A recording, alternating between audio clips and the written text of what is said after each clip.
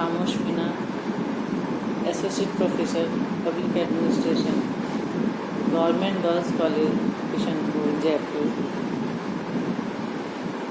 आज हम प्रशासकीय राज्य के बारे में चर्चा करेंगे कि प्रशासकीय राज्य के लिए कौन से उत्तरदायी कार्य हैं जिससे प्रशासकीय राज्य अपना कार्य कर पाता है। फर्स्ट पॉइंट है आर्थिक नियोजन। औद्योगिक क्रांति के पश्चात के काल में राज्य द्वारा आर्थिक क्षेत्र के नियमन के लिए आर्थिक नियोजन का मार्ग अपनाया गया था। कच्चे माल का आयात करके सही वितरण एवं नियमन का दायित्व भी राज्य वहन कर सकता था। अतः राज्य द्वारा ही स्थानीय उपलब्ध माल और आयातित माल को प्रतिबंधित किया गया था। सेकंड पॉइंट है औद्योगिक क्रांति। 18वीं शताब्दी में औद्योगिक क्रांति ने राज्य के सम्मुख नई नई जिम्मेदारियां उपस्थित कर दी। नई नई यांत्रिक इकाइयां और बड़े बड़े कारखाने अस्तित्व में आए। स्वयं श्रमिक कारखानों अथवा उत्पादन इकाइयों के मालिक नहीं थे और इसलिए समस्याओं का समाधान का दायित्व राज्य पर आ पड़ा। शहरीकरण, भीड़ भाड़ और घुटन, प्रदूषण और अपराधों में वृद्धि हुई। श्रमिकों के कल्याण हेतु राज्य ने उद्योगों का संचालन भी शुरू कर दिया। मालिक और मजदूरों में संघर्ष की स्थिति उत्पन्न हो गई। इससे राज्य के दायित्वों में पूर्व अपेक्षा भारी वृद्धि हो गई। नेक्स्ट पॉइंट है बृहद सरकार, बिग गवर्नमेंट। औद्योगिक क्रांति से संबंधित कारकों ने राज्य सरकार के कार्यों को बृहद स्तर पर बढ़ा दिया।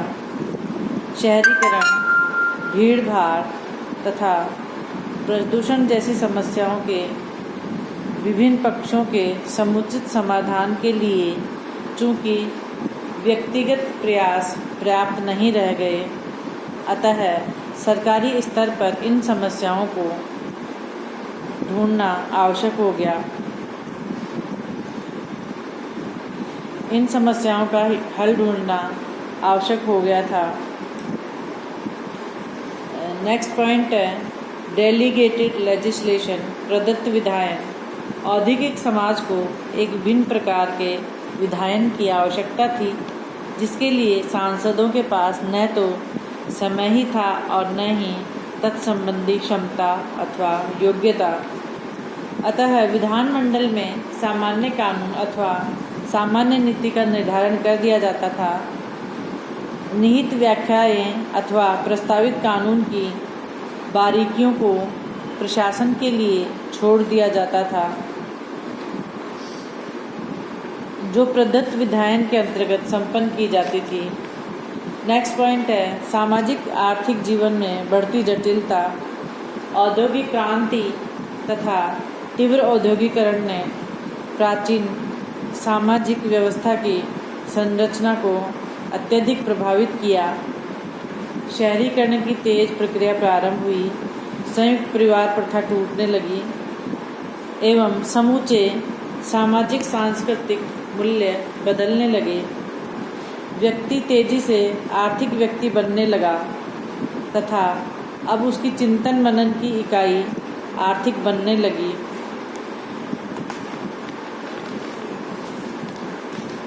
औद्योगिक बस्तियों के निर्माण ने अनेक ऐसी समस्याएं उत्पन्न की जिनका समुचित हल राज्य के लिए सक्रिय हस्तक्षेप एवं सकारात्मक भूमिका के बिना संभव नहीं था। इन परिस्थितियों ने राज्य को अपने दर्शन को त्याग कर प्रत्यक्ष अभिकर्ता बनने हेतु प्रेरित किया।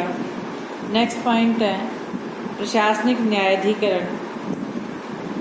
राज्यों के कार्यों के जटिल वैज्ञानिक एवं तकनीकी प्रकृति के कारण सामान्य न्यायालयों का कार्य क्षेत्र घटता चला गया और ऐसे मामलों का निर्धारण प्रशासनिक तौर पर ही किया जाने लगा।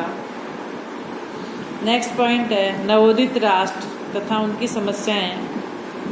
नव स्वतंत्रता प्राप्त राष्ट्रों की विशिष्ट आर्थिक, सामाजिक, सांस्कृतिक एवं राजनीतिक परिस्थितियों तथा समस्याओं ने उनकी उन्नति हेतु अनेक चुनौतियां प्रस्तुत की।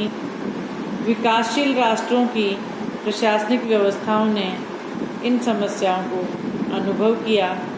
राष्ट्र को निर्धनता की रेखा से निकालकर संपन्न बनाने हेतु प्रशासन पर विशिष्ट दायित्व आ गए।